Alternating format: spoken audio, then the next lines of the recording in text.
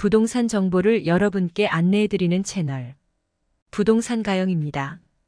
최근 아파트 시장이 생각보다 많이 심각한 상황입니다. 전국 미분양 주택이 정부가 발표하는 7만여 가구 수준이 아닌 실제로는 10만 가구를 웃돈다는 분석이 이미 도출되었습니다. 이에 따라 미분양이 장기화될 경우에는 건설업은 당연하고 제2금융권에 연쇄적으로 부도가 있을 수 있다는 우려가 커지고 있습니다. 정부에서도 위기를 느끼고 최근에 부동산 정책을 추가로 발표했습니다. 만약 부동산 투자를 한다면 어떻게 해야 할지는 마지막에 의견을 말씀드리며 영상을 마무리하겠습니다. 영상 끝까지 시청 부탁드립니다.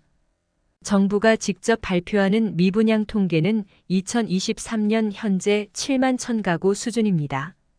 주택 경기 침체기인 지금은 실제 청약 및 계약 기준 미분양보다 50% 적게 응답하는 경향이 있습니다. 이를 반영한다면 현재 실질적인 미분양은 10만 가구를 초과한 것으로 보입니다. 특히 지방에 있는 미분양은 수요가 크지 않아 미분양 사태가 장기화될 것으로 보입니다. 장기 적체 가능성이 큰 지방 물량 해소가 시급한 상황입니다. 이는 곧 건설업과 제2금융권의 부실로 이어질 가능성이 크기 때문입니다. 지금 정부가 파악한 미분양 7만 가구에서 수도권 물량은 3만 5천 가구입니다. 그 물량은 어떻게든 나중에 소화가 된다고 가정하더라도 나머지 절반 물량은 지방에 있습니다. 부동산 시장에서 수요가 급감한 주요한 원인은 연속되는 금리 인상으로 인해서 고금리 때문입니다. 금리가 높아서 대출 금리가 부담이 되니까 자금 조달이 어렵습니다. 그로 인해서 큰 자금을 일으켜 부동산 매수가 꺼려지는 것입니다. 누군가는 2023년 올해 상반기에 부동산 시장에 크게 반등이 나왔으니 지금 부동산을 사야 한다고 주장합니다. 최근의 집값이 상승은 복합적인 이유입니다. 부동산이 실패하지 않을 것이라는 불패론에서 학습 효과가 발생했습니다. 이에 따라 투기적인 심리가 다시 살아났습니다.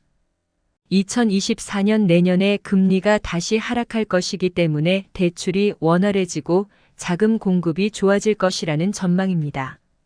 또한 정부에서 부동산 규제를 완화해서 저금리로 대출 자금을 풀고 재건축과 재개발 호재를 생각하고 있습니다.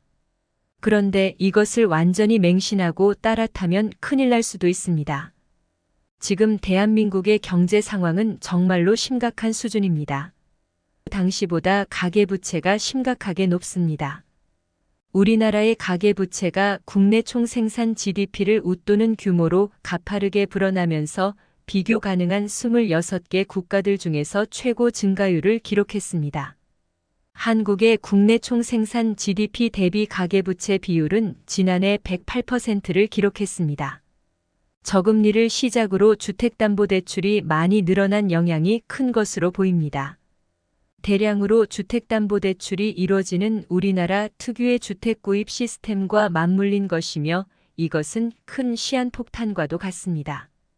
기업 부채까지 급증하면서 민간 부문 부채가 눈덩이처럼 불어나는 실정입니다. 중앙정부 역시 부채에서 자유롭지 못한 상황입니다. 미국을 비롯해서 전 세계적인 고금리 현상이 장기적으로 지속되고 있습니다. 한국 경제 3대 주체 모두 리스크 관리에 비상등이 켜진 모습입니다. 한국은행은 지금 상황을 우려하고 위기를 경고하고 있습니다. 신용보증기금의 부실률이 높아지면서 재정 부담으로 이어질 것입니다. 자금 조달 비용 상승, 주택 경기 둔화 등에도 불구하고 부동산 관련 대출이 기업 부채 증가를 주도하고 있습니다. 막대한 부채가 계속해서 쌓여 지금의 부동산 시장이 형성되어 있습니다. 부동산 버블은 지금도 위태롭게 유지되고 있습니다. 이미 큰 폭의 하락이 이어졌지만 아직도 버블은 남아 있습니다.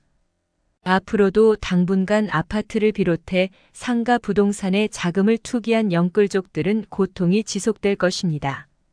한국의 아파트 가격은 여전히 비싸다고 사람들이 인식합니다. 집은 거주의 의미로 기본적으로 접근해야 하는데 투기성 자산이 너무 깊숙이 들어와 있습니다. 돈은 싱크홀과도 같아서 한번 땅이 꺼지면 주변도 무너져 내립니다. 공급 앞에는 너도 나도 장사 없습니다. 상가도 인구수 대비해서 너무 많은 탓에 과잉 공급되어서 공실이 넘쳐납니다. 1층도 마찬가지입니다. 인구는 계속해서 빠르게 줄고 있는데 가격이 오르기가 상식적으로 어렵습니다.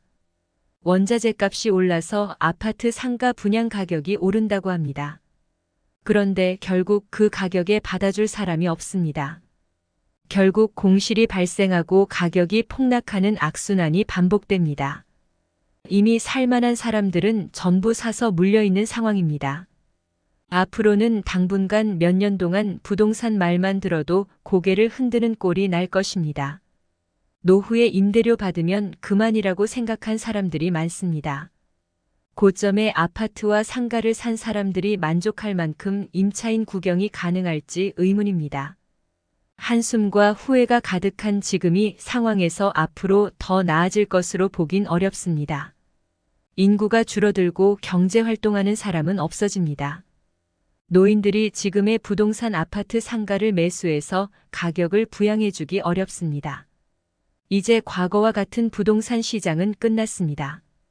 본인의 자본만으로 구매했으면 그나마 다행인데 은행돈 대출로 영끌했으니 이게 더 큰 문제입니다. 사람들이 집값이 오를 것이라 생각하는 이유는 오르지 않으면 큰일이기 때문입니다. 불과 1년 전까지만 해도 오늘 집값이 가장 싸다며 영끌을 해서라도 무조건 집을 사야 한다는 인식이 강했습니다. 그런데 지금 시장 분위기가 정반대로 바뀌었습니다. 오늘이 제일 비싸다는 인식으로 바뀌었습니다. 원희룡 국토교통부 장관은 2022년의 집값의 하락세가 거세다는 지적에 폭락으로 보지 않는다고 했습니다. 부동산 경기 침체 연착륙을 위해 선제적 대응이 필요하다고 질문했습니다. 하지만 50% 오르고 6% 내렸기 때문에 폭락이 아니라는 것입니다. 국민 10명 중 7명은 여전히 집값이 비싸다고 생각한다는 조사 결과도 나왔습니다. 정부 입장에서는 더 이상의 부동산 가격 하락은 부담입니다. 연쇄적으로 폭탄이 터질 우려가 있기 때문입니다. 국토교통부는 올해 9월 26일 프로젝트 파이낸싱 대책과 비아파트 공급 활성화 3기 신도시 추진 대책을 발표했습니다. 돈줄이 막힌 건설사의 유동성을 지원해 현재 진행에 어려움을 겪는 사업은 물론이고 신규 사업 추진을 원활하게 해 주택 공급을 확대하겠다는 게 핵심입니다. 또한 주택 공급 부족에 대한 불안 심리를 없애겠다는 목표입니다. 하지만 실효성은 여전히 의문입니다. 결국 핵심은 아파트인데 비아파트 중심의 정책이기 때문입니다. 연립 다세대 오피스텔 등 비아파트에 대한 건설자금 조달 지원 아파트 청약 시 무주택으로 간주하는 소형주택 기준가격 상향의 대책은 수요가 매우 적습니다. 사람들은 아파트를 원합니다. 정부의 정책 효과가 제대로 발현될 수 있을지 미지수입니다. 부동산 시장은 지금 혼돈입니다. 주택시장의 심리지표와 거래량, 집값 상승이 엇갈리면서 실수요자와 투자자, 건설업계를 비롯한 부동산 시장의 변수가 늘어나고 있기 때문입니다. 여기에 정부가 9.26 부동산 대책을 발표하며 수요와 공급의 새로운 변수까지 더해진 어지러운 상황입니다. 올 초 대비 정부의 부동산 규제 완화 등으로 가격이 다시 상승세로 전환했으나 입지를 고려하지 않은 무리하게 자금을 조달해 투자하는 것은 지양할 필요가 있습니다. 결국 첫째도 둘째도 입지입니다.